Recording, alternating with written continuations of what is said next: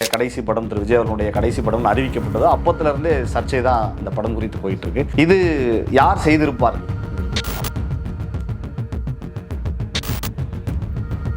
அடுத்து ரஜினி கமல் நடிக்கக்கூடிய அந்த படம் வந்து பெரிய வசூல் சாதனை படைக்கணும். அதுக்கு முன்பாகவே இது வந்து மட்டுப்பட்டு போகணும். அதை தாண்டி வந்து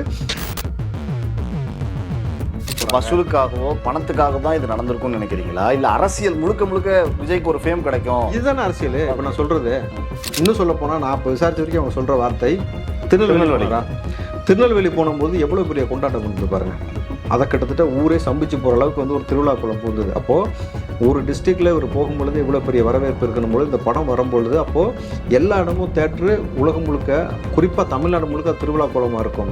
அந்த என்டர்டெயின்மெண்ட், அந்த ஒரு பேர் புகழ் விஜய் அவர்களுக்கு கிடைக்கவே கூடாது.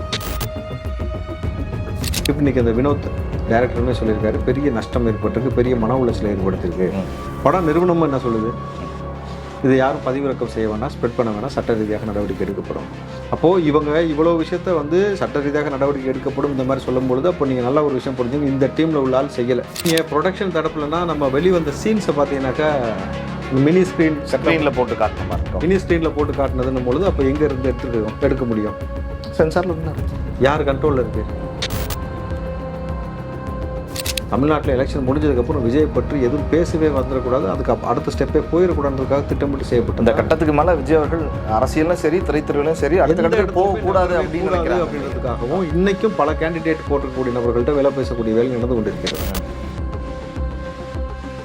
திரும்பவும் நம்ம இளைஞர்களுக்கு சொல்கிறதா தான், நீங்கள் தளபதியை பேரன்பு கொண்டு நேசிக்கிறீங்க அப்படின்னும் பொழுது தயவு செஞ்சு நீங்கள் செய்யக்கூடிய செயல்பாடு ஏற்கனவே அவர் மீது 1000 அவதூறு பரப்பப்படுது. நீங்கள் செய்கிற செயல்பாடு எக்ஸ்ட்ரா அவதூறுக்கு அது வழிவகுக்குது. ஓரிரு நாட்களில் வர தமிழ் புத்தாண்டு நீங்கள் வந்து தளபதியோடைய இன்டர்வியூ வெளியில் வருது.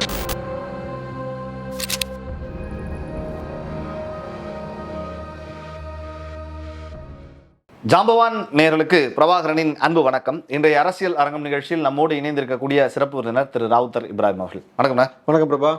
தொடர்ந்து பல விஷயங்கள் பேசி வரும் அரசியல் தொடர்பாக. ஜனநாயகன் படம், அந்த படம் என்னைக்கு தளபதியினுடைய கடைசி படம் திரு விஜய் அவர்களுடைய கடைசி படம் அறிவிக்கப்பட்டதோ அப்பத்திலிருந்தே சர்ச்சை தான் இந்த படம் குறித்து போயிட்டு இருக்கு.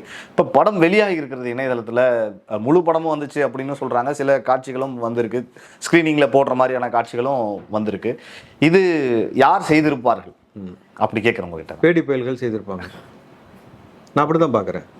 பிரபா, நீங்கள் நல்ல ஒரு விஷயம் புரிஞ்சுங்க. இதுதான் அவருடைய கடைசி படம்னு சொல்லப்படுதுன்னும் பொழுது ரெக்கார்டில் பெரிய வசூல் சாதனை படைக்கும்ன்றதான் இன்றைக்கி கலை யதார்த்தம்.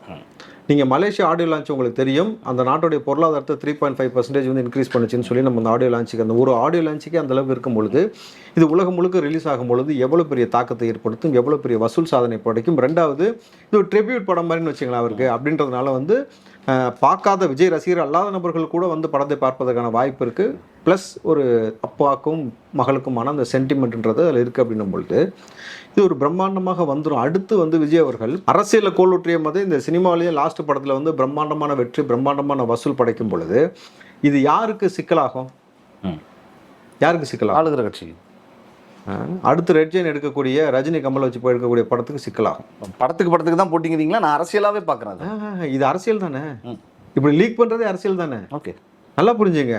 அடுத்து ரஜினி கமல் நடிக்கக்கூடிய அந்த படம் வந்து பெரிய வசூல் சாதனை படைக்கணும். அதுக்கு முன்பாகவே இது வந்து மட்டுப்பட்டு போகணும். அதை தாண்டி வந்து தளபதியோடைய என்ன சொல்கிறது, அடுத்து இந்த படம் ரிலீஸ் ஆகும்பொழுது, இதுக்கு எலெக்ஷன் வரைக்கும் தான் படம் தடை தம்பி. இப்போ எலெக்ஷன் முடியறதுக்கு ரொம்ப நாள்லாம் கிடையாதுன்னு வச்சுக்கலாம். உங்களுக்கு 1 வீக் 10 டேஸில் முடிஞ்சிடும். அப்போது அந்த 10 நாளுக்கு அப்புறம் இந்த படம் வரும்பொழுது கொண்டாடப்படக்கூடாது, வசூல் சாதனை எடுக்கக்கூடாது. முன்னாடியே படத்தை லீக் பண்ணி விட்டுனா எல்லாரும் பார்த்துட்டா திரும்பி ஏன் தேட்டருக்கு வர? வசூலுக்காகவோ பணத்துக்காக தான் இது நடந்திருக்கும்னு நினைக்கிறீங்களா? இல்லை அரசியல் முழுக்க முழுக்க விஜய்க்கு ஒரு ஃபேம் கிடைக்கும்? இதுதானே அரசியல். இப்போ நான் சொல்கிறது முழுக்க முழு. இப்போ நீங்கள் பிரேமலதா விஜயகாந்த் அங்கே போயிருக்காங்க, ஏன்னா பிரம்மாண்டமான ஓட் பேங்கிங் வச்சுட்டா போயிருக்காங்க. திமுகவுக்கு காசு வாங்கி தானே போனாங்க. ஆனால் அது அரசியல் தானே. அதே போல தான் இதில் வந்து நீங்கள் பார்த்தீங்கன்னா முழுக்க இவருக்கு பெரிய பேரோ புகழோ கிடைத்து விடக்கூடாது. பண ரீதியாகவோ புகழ் ரீதியாகவோ அடுத்த தளத்துக்கு அவர் போயிடவே கூடாது. மக்களும் வந்து எதிர்பார்த்து இப்போ கொண்டாடுறாங்கல்ல. எதுக்காக? இன்னும் சொல்ல போனால், நான் இப்போ விசாரித்த வரைக்கும் அவங்க சொல்கிற வார்த்தை திருநெல்வேலி போனும்போது எவ்வளோ பெரிய கொண்டாட்டம் இருந்தது பாருங்கள். அதை கிட்டத்தட்ட ஊரே சம்பிச்சு போகிற அளவுக்கு வந்து ஒரு திருவிழா குளம் பூந்தது. அப்போது ஒரு டிஸ்ட்ரிக்டில் இவர் போகும்பொழுது இவ்வளோ பெரிய வரவேற்பு இருக்கணும் பொழுது இந்த படம் வரும்பொழுது அப்போது எல்லா இடமும் தேட்டரு உலகம் முழுக்க, குறிப்பாக தமிழ்நாடு முழுக்க திருவிழா குளமாக இருக்கும். அந்த என்டர்டெயின்மெண்ட், அந்த ஒரு பேர் புகழ் விஜய் அவர்களுக்கு கிடைத்து விடக்கூடாது. அவர் அந்த ஃப்ரேம்குள்ளே இனிமேட்டு வச்சு யாருமே பார்க்கக்கூடாது, எல்லாத்தையும் அதுக்கேற்ற மாதிரி மட்டும் பண்ணுறது. ஆனால் இந்த பக்கம் பார்த்தீங்கன்னா TN26 ஒரு படத்துக்கு ப்ரொமோஷன் பண்ணிக்கிட்டே இருக்கானுங்க, வேறு மாதிரி பண்ணிகிட்டே இருக்காங்க. அப்போது முழுக்க முழுக்க இது எல்லாமே அரசியல் தானே. நீங்கள் ரெட் ஜெயினில் உதயநிதி படம் எடுத்துகிட்டு இருக்கிறாப்புல இல்லை, இப்போ வந்து மகன்கிட்ட கொடுத்துட்டாப்புல இல்லை, அது என்னது? ஓகே, சினிமான்னு மட்டும் பார்ப்பீங்களா? ஒட்டுமொத்த தேட்டரையும் கண்ட்ரோல் பண்ணி கையில் வச்சிருக்காரு, இது அரசியல்னு பார்ப்பீங்களா? ஆனால் குற்றச்சாட்டு திமுக ஆட்சிக்கு வந்தாலே திரைத்துறை வந்து இவங்க கட்டுப்பாட்டில் தான் இருக்கும் அப்படிங்கிறது இன்னைக்கு நேரத்தில் ஜெயலலிதா ஆட்சி காலத்திலேருந்தே சொல்லியிருக்கு. ஆனால் முழுக்க முழுக்க இன்றைக்கு இந்த 5 வருஷமாக யார் கண்ட்ரோல் இருக்குது தேட்டர்லாம்? கட்டாயமாக உதயநிதி வரும், உதயநிதி கண்ட்ரோல் தான் இருக்குது, ரெட் ஜெயின் கண்ட்ரோல் தான் இருக்குது. அப்போது இது அரசியலா சினிமாவா இல்லை வருமானமா? எல்லாமே தான் பார்க்கணும். அதே தான், அதே பேட்டர்னில் தான் இந்த படத்திற்கு இவ்வளோ பெரிய ஒரு அநியாயத்தை எடுக்கிறாங்க. ஆனால் எவ்வளோ தான் நீங்கள் வந்து அவருக்கு வந்து டீஃப்ரேம் பண்ணணும் இல்லை அவர் புகழை கெடுக்கணும்னு நினச்சாலும் இது ஒரு முன்னோட்டம் போல தான். அந்த பசங்களுக்கு ஒரு சின்ன வார்த்தை, ஒரு செய்கை தளபதி செஞ்சாலே அதை தூக்கி கொண்டாடுவானுங்க. இன்றைக்கு இந்த படம் வந்திருக்கு, ஆனால் முழுக்க முழுக்க இன்றைக்கு நம்ம தரப்புல இருந்து, கட்சி தரப்புல இருந்துமே எல்லாருமே வாரியர்ஸ் எல்லாமே சொல்கிறதுனா இந்த விஷயத்தை ஸ்ப்ரெட் பண்ண வேண்டாம், பெரிய உழைப்பு பெரிய படம் இருக்குனால யாரும் ஸ்ப்ரெட் பண்ண வேணாம். அதற்கேற்ப இப்போ இன்றைக்கி அந்த வினோத் டைரக்டருமே சொல்லியிருக்காரு, பெரிய நஷ்டம் ஏற்பட்டிருக்கு, பெரிய மன உளைச்சலை ஏற்படுத்தியிருக்கு. படம் நிறுவனமும் என்ன சொல்லுது? இது யாரும் பதிவிறக்கம் செய்ய வேண்டாம், ஸ்ப்ரெட் பண்ண வேண்டாம், சட்ட ரீதியாக நடவடிக்கை எடுக்கப்படும். அப்போது இவங்க இவ்வளோ விஷயத்த வந்து சட்ட ரீதியாக நடவடிக்கை எடுக்கப்படும் இந்த மாதிரி சொல்லும் பொழுது, அப்போ நீங்கள் நல்ல ஒரு விஷயம் புரிஞ்சுங்க, இந்த டீமில் உள்ள ஆள் செய்யலை. ஓகே, இப்போ செஞ்சவன் யார்? வெளிப்படையாகவே நம்ம பார்க்குறப்ப சில அனுமானங்கள் சொல்லுவோம். ஒன்று, சென்சார் போர்டு கிட்ட இப்போ அங்கே இருக்குது, இன்னும் அதுதான் அங்கே பிரச்சனைங்கிறதுனால சென்சார் போர்டில் ரிவ்யூவில் இருக்குது. அப்படி இல்லைன்னா ப்ரொடக்ஷன் தரப்பில் இந்த படம்னுடைய ஃபுட்டேஜும் இருக்கும். இவங்க 2 பேரை தவிர்த்து வேறு எங்கே இது போயிருக்க முடியும்னு கேட்குறாங்க. நீங்கள் ப்ரொடக்ஷன் தரப்புலனா நம்ம வெளிவந்த சீன்ஸை பார்த்தீங்கன்னாக்கா அந்த மினி ஸ்க்ரீனில் போட்டு காட்டின மாதிரி இருக்கும். மினி ஸ்க்ரீனில் போட்டு காட்டினதுன்னு பொழுது அப்போ எங்கே இருந்து எடுக்க முடியும்? சென்சாரில் என்ன அர்த்தம்? யார் கண்ட்ரோலில் இருக்குது? உலக அறிஞ்சது பாஜக கண்ட்ரோலில் இருக்குது, மத்திய அரசு கண்ட்ரோலில் இருக்குது. அப்போ இது யார் செஞ்சுருக்க முடியும்னு ஒரு வாய்ப்பு இருக்குல்ல. அப்போ முழுக்க இது யாரால் திட்டமிட்டு அரங்கேற்றப்பட இருக்கும்? நான் கூப்பிட்டேன், நீ என்கிட்ட வரல, நான் என் கூட வந்து கூட்டணி வைக்க சொல்லி கேட்டேன், நீ வரல, உனக்காக நாங்கள் வந்து காத்திருந்தோம், வரல அப்படின்னும் பொழுது இதற்கு மேலே வந்து உன்னை எப்படி நாங்கள் விட்டு வைப்போம்? அதே போல் அதே ஆதங்கம் இந்த பக்கம் அதிமுகவுக்கு இருக்குமா இல்லையா? நாங்கள் ஃபஸ்ட்டே நாங்கள் வந்து கேட்டோம், கரெக்டுங்களா? ஃபஸ்ட்டே நாங்கள் கேட்டோம். இன்னும் சொல்ல போனால் எடப்பாடி ஒரு படி மேலே போய் கொடி பறக்குது, கூட்டணிக்கு வந்து அழைப்பு விட்டுருக்காங்க அப்படின்னு ஒரு வார்த்தை சொன்னாரா? அப்போ எல்லாருக்குமே திட்டமிட்டமாக நீங்கள் அந்த பிஜேபியோட அலைன்ஸில் இருக்கக்கூடிய நபர்கள், இன்னும் சொல்ல போனால் இப்போ மம்தா சொன்ன வார்த்தையை எடுத்துங்களேன், திமுக பிஜேபி ரொம்ப இணக்கமாக இருக்குது. நம்ம எங்களுக்கு வர சிக்கல் வந்து அவங்களுக்கு வரலையே, தேர்தலில் ராணுவம் அவ்வளோ கடுமையாக நடந்துக்கிட்டு மேற்கு வங்க எலெக்ஷன்ஸில், ஆனால் தமிழ்நாட்டில் அப்படிப்பட்ட செயல்பாடுகள் எதுவுமே இல்லை. அப்போ வந்து இவரை முடக்கணும், இவரை வரவே கூடாதுன்னு நினைக்கிறது யார் தமிழ்நாட்டில்? இந்த 40 கட்சியுமே நினைக்குது. அதில் குறிப்பான்னு பார்த்தா ரெண்டு கூட்டணி, ஒன்று திமுக, இன்னொன்று பக்கம் பிஜேபியோடைய இந்த அதிமுக அலைன்ஸ் தான் அப்படின்னும் பொழுது இது 2 பேரும் சேர்ந்து திட்டமிட்டு செஞ்சிருக்கலாமான்னு ஒரு சந்தேகம் எழுப்புறாங்க. இப்படி ஒரு காட்சி வெளியே வரப்ப இப்போது பெரிய உழைப்பு, இது பின்னாடி ஒரு பெரிய பிஸ்னஸ் இருக்குது, இதெல்லாம் தாண்டி அவருக்கு ஒரு ஃபேம் இருக்குது, தாண்டி எலெக்ஷன்ஸ் டைமில் இந்த மாதிரி பிரச்சாரத்தில் இருக்கிறப்ப இந்த மாதிரி காட்சி வர்றது அப்படிங்கிறது விஜய்க்கு பாசிட்டிவாக போகும்னு நினைக்கிறீங்களா இல்லை நெகட்டிவாக போகும்னு நினைக்கிறீங்களா? தம்பி, இது நீங்கள் விஜய் அவர்களுக்கு இந்த சீன்னால தான் ஒரு பாசிட்டிவ் கிடைக்குன்ற அவசியமே இல்லை. அதுக்கு உதாரணம் நீங்கள் திருநெல்வேலி பார்த்துருப்பீங்க. நீங்கள் திருநெல்வேலி முழுக்க எந்த அளவுக்கு எவ்வளோ பெரிய வரலாற்று சாதனைனாக்கா, நம்ம தெரிஞ்ச காங்கிரஸ் முன்னாள் எம்பி எம்எல்ஏ அவங்கள்ட்ட பேசும்பொழுது அவங்க சொல்கிறாங்க, நம்ம காமராஜரை பார்த்துட்டோம், ஜெயலலிதா கலைஞரை பார்த்துட்டோம், யாருக்கும் இவ்வளோ பெரிய கூட்டம் பொது வெளியில் வந்தது கிடையாது. ஒரு மாநாடு திடல் ஏற்பாடு பண்ணியிருப்பாங்க, அங்கே வருவாங்கன்றது யூஸ்வலாக நடக்கக்கூடிய விஷயம். அப்போ ஒரு ஊர் முழுக்க ஒருத்தரை கொண்டாடிக்கிட்டு வராமல் கூடயே, அதுவும் எவ்வளோ பெரிய வெயிலாவது மழையாவது எதுவாவது எதை பற்றியுமே அவன் கவலைப்படல எங்கள் அண்ணன் அப்படின்னு. அப்போது விஜய் அவர்களை பொறுத்த வரைக்கும் ஃப்ரேமுக்காக இது வந்து சீன் வந்து நமக்கு பெருசாக யூஸ் ஆகுமா அப்படின்றதுலாம் கிடையாது. அவருக்கு இருக்கக்கூடிய ஃப்ரேம் உங்களுக்கு தெரியும், வேர்ல்டு வைட் ஃப்ரேம். ஆனால் இவர்கள் அடுத்த கட்டமாக ஒவ்வொரு விஷயமா, நீங்கள் அவர் சொன்ன வார்த்தை இருக்குது தெரியுமா, கூடவே இருக்கக்கூடிய ஆட்களை வந்து 30, அதாவது இவ்வளோ நாள் காத்திருந்து கரெக்டாக எலெக்ஷனுக்கு 30 நாளைக்கு முன்னாடி ஒரு அவதூறு பரப்புனாங்க, எதை டீகோட் பண்ணார், யாரை டீகோட் பண்ணார் எல்லாத்துக்கும் புரியும். அதே போல் அடுத்த கட்டம் என்ன யோசிப்பாங்க, இது முடிஞ்ச கையோட, எலெக்ஷன் முடிஞ்ச கையோட உங்களுக்கு வந்து ரிசல்ட் வர்றதுக்கு முன்னாடியோ ரிசல்ட் வந்த கையோட பார்த்தீங்கன்னா ஜனநாயகம் தான் அடுத்த மூவ், அதுதான் வெளியே வரதுக்கான வேலை செய்வாங்க. அப்போது அடுத்த கொண்டாட்ட மனநிலைன்றது இருக்கக்கூடாது. ஓகே, தமிழ்நாட்டில் எலெக்ஷன் முடிஞ்சதுக்கப்புறம் விஜய் பற்றி எதுவும் பேசவே வந்துடக்கூடாது, அதுக்கு அடுத்த ஸ்டெப்பே போயிடக்கூடாதுக்காக திட்டமிட்டு செய்யப்பட்டது. இந்த கட்டத்துக்கு மேலே விஜய் அவர்கள் அரசியலும் சரி திரைத்துறையிலும் சரி அடுத்த கட்டத்துக்கு போகக்கூடாது அப்படின்றதுக்காகவும் இன்னைக்கும் பல கேண்டிடேட் போட்டிருக்கக்கூடிய நபர்கள்ட்ட வேலை பேசக்கூடிய வேலை நடந்து கொண்டிருக்கிறது. வாபஸ் வாங்கிரு. ஓ, திமுக தரப்புல இருந்தா இல்லை திமுக தரப்புல இருந்தா திமுக தரப்புல தான் அந்த வேலையை வந்து பெருசாக செய்ய வேண்டியதில்லை. அது வந்து இங்கே வந்து வேலைக்கு ஆகாதெல்லாம் அங்கே போயிடுவாங்க. இப்போ நம்ம மீசன் ஒருத்தர் போயிருக்காருல்ல, சீட்டு கொடுக்கலான்ட்டு போயிருக்கு. தேமுதிகலேருந்து சீட்டு கொடுக்கலன்ட்டு அது போல் நடக்கும். ஆனால் முழுக்க முழுக்க திமுக தன்னுடைய அதிகாரத்தை எந்த அளவுக்குலாம் துஷ்பிரயோகம் பண்ணுமோ அதெல்லாம் பண்ணக்கூடிய வேலையை தான் அடுத்து பார்ப்பார்கள் பொழுது நீங்கள் இந்த 2 விஷயம் அப்படியே வச்சுருக்க. இப்போ நம்ம பேசின வரைக்கும் எந்த இடத்துல எந்த நேரத்தில் இந்த படம் வந்திருக்குன்றது நீங்கள் குறிப்பாக நீங்கள் கவனிக்கும் பொழுது நான் கேட்ட வரைக்கும் நேற்று பாண்டிச்சேரியோட போலிங் எலெக்ஷன் நடந்திருக்கு. இது வரைக்கும் அந்த அளவுக்கு போனதில்லை. 91% போயிருக்கு. 91 something. ஓகேங்களா? அப்போது 91% இது வரைக்கும் தமிழ்நாட்டில் அந்த அளவுக்கு போலிங் ஆயிருக்கா? கண்டிப்பாக கிடையாது.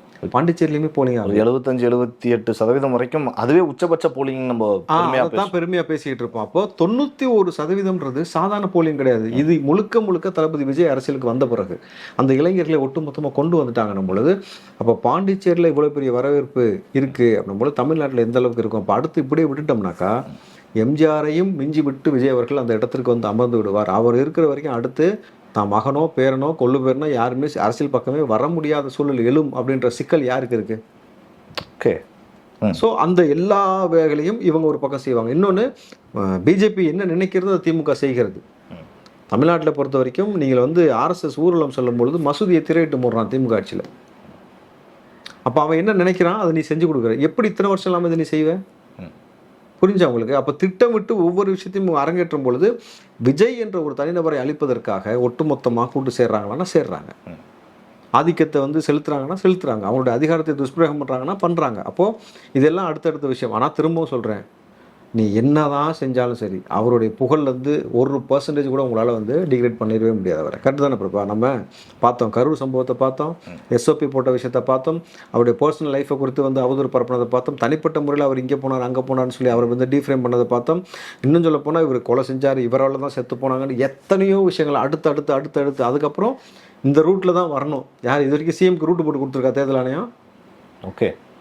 நீங்கள் டீனர்லேருந்து வெள்ளிவாக்கம் கட்சி தான் கேட்கும், நாங்கள் இங்கே பாயிண்ட் வச்சிருக்கோம், இங்கே பேசணும், இந்த திருமுனையில் பேசணும், இதான் எங்களோட பாயிண்ட். கட்சி கேட்கும், அதுக்கு அனுமதி வந்து தேர்தல் ஆணையம் கொடுக்கும். என்ன சொல்ற நீ டீனர்லேருந்து அண்ணா ஆட்சிக்குள்ளே பூந்து வரக்கூடாதுன்ற வேற ரூட் எடுத்து வா, 1 மணி நேரத்தில் வான்ற. இல்லை, இது அரசு மீது சொல்ல முடியுமா? இது தேர்தல் ஆணைய கட்டுப்பாட்டில் தானே இப்போ இருக்கு. தேர்தல் ஆணையம் யார் கட்டுப்பாட்டில் இருக்கு? மத்திய அரசு கட்டுப்பாட்டில். ஓகே, அவ்வளோதான். அப்போ முழுக்க 2 பேரும் எதிரி தாங்கிறீங்க. இவங்களும் உங்களை டார்கெட் பண்ணுறாங்க, அவங்களும் உங்களை டார்கெட் பண்ணுறாங்க. ஓகே. தளபதி யாரை எதிர்த்தாரு? கொள்கை எதிரி, அரசியல் எதிரி. டேடி மோடி 2 பேருமே எடுத்தாரா? அப்போ 2 பேரும் ஒன்று சேரதானே செய்வாங்க. அப்போ முழுக்க இவரை எல்லா ஆஸ்பெக்ட்லேயும் வந்து கார்னர் பண்ணுறாங்க. நீ என்ன தான் கார்னர் பண்ணாலும் அவர் வந்து களத்தில் நின்றோடனே அத்தனை லட்சம் பேர் வந்து நிற்கிறான், இத்தனை கோடி பேர் அவருக்காக வந்து நிற்கிறான், உலகம் முழுக்க இருந்து இப்போ கிளம்பி வந்துகிட்டு இருக்கான் ஓட்டு போடணும் போது அந்த இடத்துல அவர் ஜெயிச்சிட்டார். அவர் மக்கள் மனசை வென்று பெரிய தலைவனாக மாறிவிட்டார் பொழுது இதுக்கு மேலே இவனுங்க. நான் இப்போ கேள்விப்பட்டேன் பிரபா, நேற்று அதாவது திருநெல்வேலி போயிட்டு வந்தார் இல்லையா? போயிட்டு வந்த பிறகு ஸ்டாலின் அவர்கள் தன் மகன்கிட்ட கூப்பிட்டு, யார்கிட்ட, உதயநிதிட்ட கூப்பிட்டு, என்ன மகன் இதுக்கு மேலே என்ன படம் கடம் பேசாமல் அடிக்க போகிறேன், என்ன பண்ண போகிற? ரொம்ப ஒரு மாதிரி சூழலாம் நமக்கு சாதகமாகவே இல்லை. ஏன்னா வந்து எனக்கு தெரிஞ்சு நான் கலைஞரோட பயணம் பண்ணப்பெல்லாம் நீ வந்து பிறக்காத சமயம் ரொம்ப சின்ன குழந்தையா இருந்தால் உனக்கு ஒன்றும் தெரியாது, அரசியல் இப்போ வரைக்குமே தெரியாது, அது அடுத்த பிரச்சனை. நான் பார்த்த வரைக்கும் இப்படி ஒரு சேஞ்ச், இப்படி ஒரு மக்களுடைய இந்த ஒரு வைப் நான் பார்க்கல, இவ்வளோ பெரிய அலை நான் பார்க்கல. நம்மளும் அவர் செய்கிற மாதிரி எல்லா குரலையும் ஊற்றி செஞ்சு பார்க்குறோம். காஸ்டியூம் போட்டு பார்க்குறோம், துண்டை தூக்கி சுற்றி பார்க்குறோம், கண்ணாடி அவர் தூக்கி போட்டால் நம்ம கண்ணாடி போகிறோம், குழந்தைய தூக்கி அவர் தோளில் வச்சா நீயும் குழந்தைய தூக்கி தோளில் வைக்கிறேன். ஆனால் நம்மக்கிட்ட 10 பேர் தான் நிற்கிறான், அங்கே 10 லட்சம் பேர் நிற்கிறான் அப்படின்னு சொல்லிட்டு சொல்லியிருக்காரு. அதான் என்ன செய்யணும்னு தெரியாமல் ஒரே மன உளைச்சல் டிஸ்கஷன் ஓடிச்சுன்னு சொல்லி கூட அந்த சகாக்கள் சொன்னாங்க. நடந்துச்சா? உண்மையிலேயே நடந்துச்சு. இந்த விளையாட்டு சொல்ல நமக்கு தான் எல்லா கட்சியிலையும் பழக்கம் இருக்கும், உங்களுக்கு தெரியும். இவ்வளோ வருஷம் அரசியல் இருக்கிறோம், யார் யார்ட்டன்னுட்டு. இதுக்கு முன்னாடி நம்ம அவங்களுக்கு தான் வேலை செஞ்சுருக்கோம் பொழுது ரொம்ப பெரிய சிக்கலில் இருக்கிறதாக தான் சொல்கிறாங்க. அதாவது இதற்கு மேல் அவங்க அதிகாரத்தை எந்த எக்ஸ்ட்ரீமுக்கு வேணாலும் நம்ம எக்ஸ்டெண்ட் பண்ணுவோம், எவ்வளோ வேணாலும் பணத்தை இறக்குவோம், யார் வேணாலும் விலைக்கு வாங்குவோம், என்ன வேணாலும் செய்யணும், இதை விட்டுறவே கூடாது. ஏன்னா இதை விட்டுட்டோன்னா சத்தியமாக ஒரு 10 இல்லை 20 வருஷத்துக்கு நம்ம வரமாட்டோம்னு உங்களுக்கு தெரியும். ஓகே. அதுக்காக துதிக்கோர் வேலை பார்த்துட்டு இருக்காங்க. 41 பேர் கரூரில் மரணம் அடைஞ்சதுலேருந்து இந்த சினிமாக்காக தான், ஜனநாயகன் படத்துக்காக தான், ஷூட்டிங்காக தான் அப்படி க்ரௌடு சேர்க்கப்பட்டது அப்படின்னு தொடர்ந்து பல பேர் பேசிட்டு வந்தாங்க. பட் இன்னைக்கு வந்திருக்க கிளிப்பிங்ஸ்லாம் பார்க்குறப்ப அந்த மாதிரியான எந்த ஒரு காட்சிகளும் அதில் இல்லை. அது ஒரு ஆர்டிஃபிஷியலாக ஒரு சினிமாக்கான காட்சிகளாக தான் சில காட்சிகளை நம்மளால் அதில் பார்க்க முடியுது. ஒரு நொடிகள் தான் வருது. அப்படி பார்க்குறப்ப இப்போ வந்து அந்த பழி வெளியே போயிருக்கு, அகன்று இருக்குன்னு பார்க்கலாமா? இந்த கிளிப்பிங்ஸ் வெளியே இது வரைக்கும் அவர் மீது போடப்பட்டது எல்லாமே வீண் பலி. கரூர் இன்சிடென்ட்லேருந்து எல்லாமே அது அடுத்தடுத்த நிகழ்வு நடக்கும்போது நமக்கு வெட்ட வெளிச்சமாக தெரியுது. அதே போல் இந்த தொடப்பக்கட்ட பெரிய மீசை வச்சுட்டு ஒரு ஆள் பேசிட்டு உட்காந்துருந்தான். அதுக்கப்புறம் பார்த்தீங்கன்னாக்கா அண்டா குண்டா புரோட்டா வீச்சு இந்த வீச்சு அந்த வீச்சுன்னு உட்காந்த நபரை தாண்டி எல்லா பயிலும் கிட்டத்தட்ட பார்த்தீங்கன்னா திமுகவுக்கு முட்டு கொடுக்காத ஆளே இல்லைன்ற அளவுக்கு ஊடகத்தில் பேசக்கூடிய அனைத்து நபர்களும் நீங்கள் பார்த்தீங்கன்னா விலை பேசப்பட்டுச்சானா உண்மையிலலாம் பேசி ரொம்ப அநாகரிகமாலாம் பேசி அவனை அரைக்கணும், அவனை வெட்டணும், அவனை அரெஸ்ட் பண்ணணும், தளபதியை குறித்து இந்த வார்த்தையை பேசினாப்புல பேர் பெரியமை சார் இப்படிலாம் பேசிட்டு சுத்துச்சு. அப்போ புது எக்ஸ்ட்ரீமுக்கு இந்த அளவுக்கு ஆதங்கப்பட்டு பேசுகிற மாதிரி பேசினாக்கா மக்கள் நம்பிடுவாங்க அப்படின்றதுக்காக சொல்லப்பட்டது. ஆனால் இன்னைக்கு அதுலேருந்து வரக்கூடிய காட்சியிலே தெரியுது ஒன்றுமே இல்லை. எவன் பேசினியா வான்னு சொல்லி ஒரு செருப்பு தூக்கி வாயில் கவ கொடுத்துட்டு இன்னொரு செருப்பு தூக்கி அடிக்கிற மாதிரி ஆகிப்போச்சு அந்த சீனு. கரெக்டாக இல்லையா? அப்போது நான் திரும்ப அதான் சொல்கிறேன், ஒரு தனி நபரை நீங்கள் விஜய் அவர்கள் தனியாக இருக்கிறாரு நினச்சிட்டு பேசுகிறாங்க இல்லை, அதான் தப்பு. தமிழ்நாடே அவரோடு இருக்குன்றதை இன்றைக்கி மக்கள் திரும்ப திரும்ப திரும்ப திரும்ப நிரூபிச்சிட்டே இருக்காங்க. இப்போ நம்ம பேசிகிட்டு இருக்கக்கூடிய இந்த தருணத்தில் இப்போ லைவ் ஓடிக்கிட்டு இருக்கு. கரெக்டுங்களா? எவ்வளோ க்ரௌடு. மறுபடியும் பார்த்தீங்கன்னாக்கா இது அடுத்த என்ன சொல்கிறது புரட்சின்னு சொல்லுவோம்ல, இந்த புரட்சி இன்றைக்கு நடந்துகிட்டு இருக்கு. ஒரு ரெவல்யூஷன், ஒரு மாற்றம் ஏற்பட்டு கொண்டே இருக்கிற பொழுது எப்படா நம்ம இவரை எவ்வளோ அடக்கினாலும் எவ்வளோ ஒடுக்கினாலும் என்ன தான் பழி போட்டாலும் என்ன செஞ்சாலும் எப்படி இந்த மனுஷனை இவ்வளோ பேர் நேசிக்கிறாங்க, இப்படி நிற்கிறாங்க, இது அவர் புரியவே இல்லை இவங்க திமுகவுக்கு. அதுதான் சொல்கிறேன்ல, அதுதான் தளபதி சொன்னார், it's not election, it's emotion. நான் 30 வருஷம் உழைச்ச உழைப்பு, நான் அவங்க வீட்டுக்குள்ளே போய் உட்காந்துருக்கேன், ஒரு உறவா, ஒரு அண்ணனா, தம்பியா, பிள்ளையா இருக்கிறேன்ட்டு.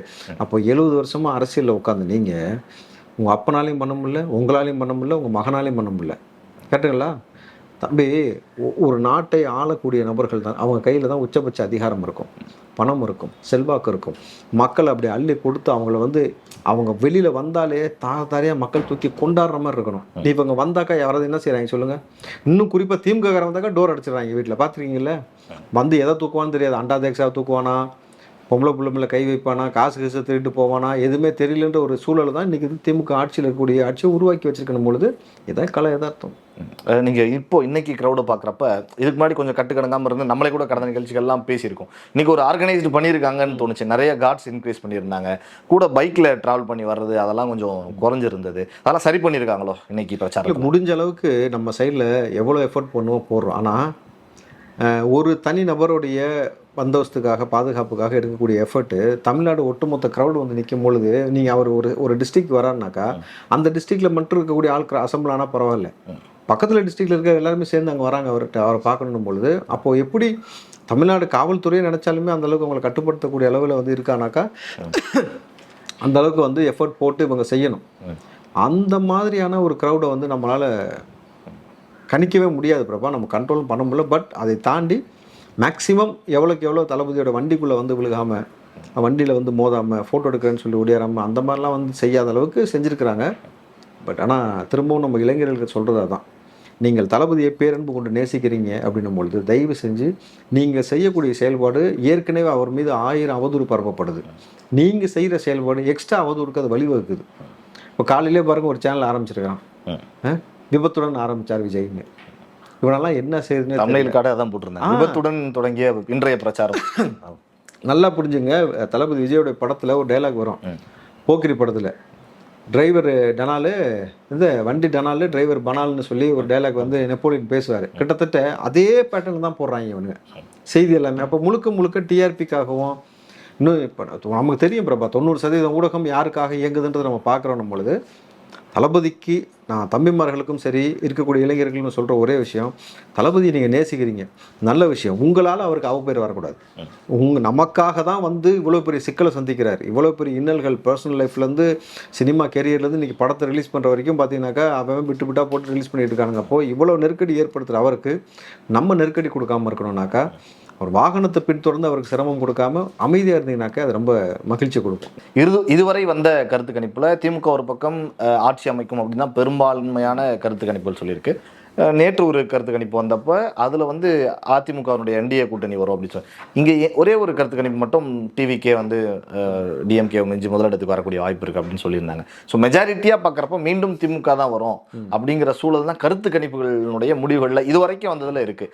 அதை நீங்கள் எப்படி அணுகுறீங்க? இது வரைக்கும் அந்த கருத்து கணிப்பு போட்ட நபர்கள் தளபதி விஜய் இந்த இடத்துல வந்தால் இவ்வளவு இந்த அளவுக்கு க்ரௌடு வரும்னு சொல்லி திருநெல்வேலியை கணிக்க முடிஞ்சா 91% முறை ஓட்டு வரும், ஓட்டு போலிங் ஆகணும், யாராவது கருத்து கணிப்பு சொன்னீங்களா? ஒரு கருத்து கணிப்பு சொன்னீங்க சொல்லுங்க பார்ப்போம். சொல்ல முடியல. தளபதி விஜய் சொல்கிற மாதிரி இது அன்ப்ரொடெக்டபிள். இந்த தேர்தல் வித்தியாசமான தேர்தல், முழுக்க இது தளபதிக்கான தேர்தல். இவர் அரசியலுக்கு வந்ததுக்கு பிறகு நடக்கக்கூடியது. நீங்கள் கிமு நடந்தெல்லாம் கேட்கக்கூடாது, கிபி தான் பேசணுன்ற மாதிரி விஜய் அரசியலுக்கு முன் உள்ளது கதையே வேறு, அவருக்கு இப்போ இருக்கக்கூடிய சுச்சுவேஷன் வேறு. பிரபா லாஸ்ட் நொடியில் கூட என்ன வேணாலும் மாறும். ஏன்னா நம்ம பேசிகிட்டு இருக்கோம்ல, இந்த தருணத்தில் நீங்கள் பார்த்தீங்கன்னா ஓரிரு நாட்களில் வர தமிழ் புத்தாண்டு நீங்கள் வந்து தளபதியோடைய இன்டர்வியூ வெளியில் வருது. ஓகே.